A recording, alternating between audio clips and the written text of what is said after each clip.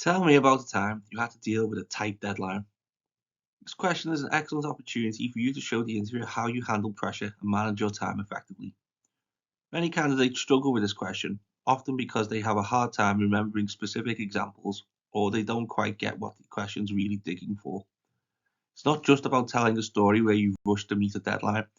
It's about highlighting your planning skills, your ability to prioritize, and sometimes how you work with others to get things across the finish line. That's why today we're going to tackle this interview question head on, really get stuck into how to impress the interviewer with our knowledge, our skills, and our experience. In this video, I'm going to reveal to you the perfect way to structure your answer in just 5 easy, straightforward steps. I will also share with you the 7 most common mistakes candidates make so you can avoid them. Many people struggle choosing what to talk about when answering this question, so I'm going to give you 3 things to think about when picking a story from your experience. And then finally, we'll combine everything we've learned into one game-changing example answer. If you hate the sound of my voice, you should check out the show notes for a link to a text article on this topic. Other than that, let's begin. We are going to start off with answer structure and the 5 steps to take to construct the perfect response. These type of questions, often called competency-based questions, are all about sharing your experience with the interviewer.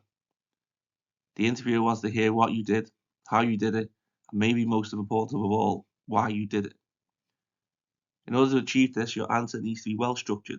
You need to ensure that you hit all the key points that you want the interviewer to hear in a logical order, while also avoiding the urge to ramble on. The best way to pull this off is by using the B-STAR method. Using this method, you will split your answer into 5 parts. The first is the B, which stands for belief. You want to begin your response by sharing your thoughts and feelings regarding the subject matter. This helps set the stage for your answer and demonstrate your personal connection to the topic. If this doesn't make much sense to you, don't worry, our example answer will be using this structure later in this video. Next up we have S for situation. Briefly describe the context or background of the scenario in which your actions took place. This provides the interviewer with an understanding of the circumstances surrounding your experience. Remember, it's essential to keep this part concise, as the primary focus should be on your actions and the results. Just give the interviewer the quick who, what, where, when, and why. Following the situation, we have T for task. Explain your specific role and responsibilities in the situation. Up next, we have the most important section, and that is A for action, or activity if you prefer. Describe the steps you took to achieve the desired outcome, and explain the rationale behind your actions. This part of your answer should be the most detailed, as it shows the interviewer just what you are capable of doing. And finally, we have R for the results. Conclude your response with the results of your actions, using figures or quantifiable outcomes wherever possible. This will demonstrate to the interviewer the impact of your efforts and your ability to deliver tangible results in your role. This is also where you could share any lessons you learned from the experience. Now you know the ideal structure to use when answering this question. Next up, you need to pick the best example from your experience to tell the interviewer. Later on, I will share 3 tips for picking the perfect example. But for now, let's look at some of the most common mistakes candidates make when addressing this question. Firstly, do not avoid the question. The interviewer has asked this question for a reason. Ensure your answer is relevant to what is actually being asked and not what you want to talk about. Do not downplay the situation. Don't undersell the importance of the task at hand and how important it was to your organization's goals. Do not overhype the situation. Pretty much the opposite of what we've just said. Be honest about the task without exaggerating. Do not give a one-sentence answer. Provide enough detail to demonstrate that you know what you are talking about. Do not overly describe the scenario and miss the action. Discuss the situation, but use more time on your actions than on any description. Do not have a passive role in the situation. Don't just be a backseat driver. Get up front and show the interviewer you are an active participant in what was transpiring. And finally, do not forget to mention what was learned. It's crucial to discuss the lessons taken from the experience. Mentioning lessons learned indicates an ability to grow from experiences and shows the interviewer that you're always looking for ways to improve.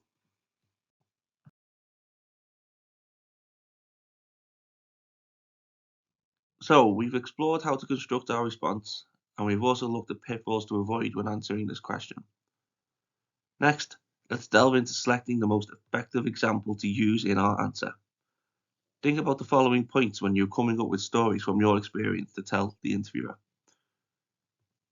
The first thing your answer should have is a positive outcome. Choose an example that can only be described as a success driven by you and one which you can use to showcase the benefits of your actions. This is not to say you can't have taken lessons away from the venture, and it is always good to talk about how you would improve upon your actions in the future, but the underlying situation should be resolved successfully when you are outlining your answer. The second thing your example should be is relevant to the job you are applying for. Choose an example that is closely related to the job you're applying for. An example that is from the same industry or sector would be the most preferable. A good trick here would be to learn what upcoming work your new team has in the pipeline and use examples from your past that are relevant to that work. And finally, your example should represent a challenge. Look for examples where you faced a significant challenge or problem and were able to resolve it effectively. Put simply, you are trying to impress the interviewer.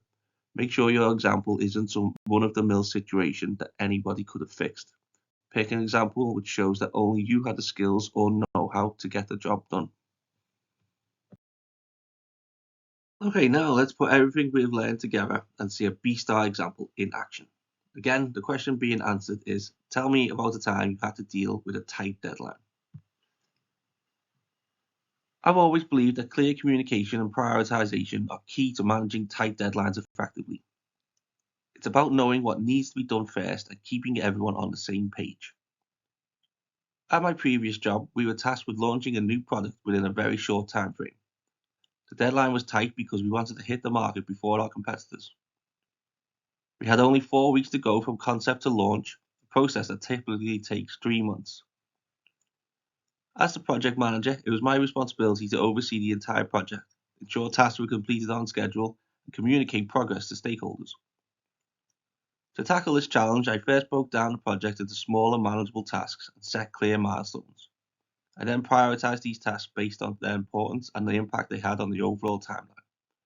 I held daily stand-up meetings with my team to address any bottlenecks and adjust our plan as necessary.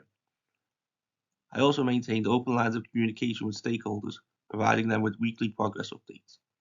This helped manage expectations and gather any immediate feedback that could influence the project direction.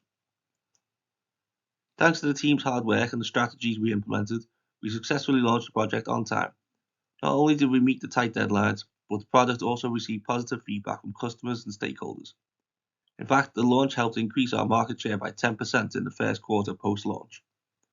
This experience taught me the importance of flexibility, clear communication, and the power of a well-organized plan in managing tight deadlines. Alright then, that wraps up our analysis of this interview question. I hope by watching this video you will be more prepared for this question in your next interview. Speaking of being prepared, if there are any other interview questions you struggle with, let me know in the comments and we will tackle that question in our very next video. Until then, I hope your next interview is a success. Take care and goodbye from me.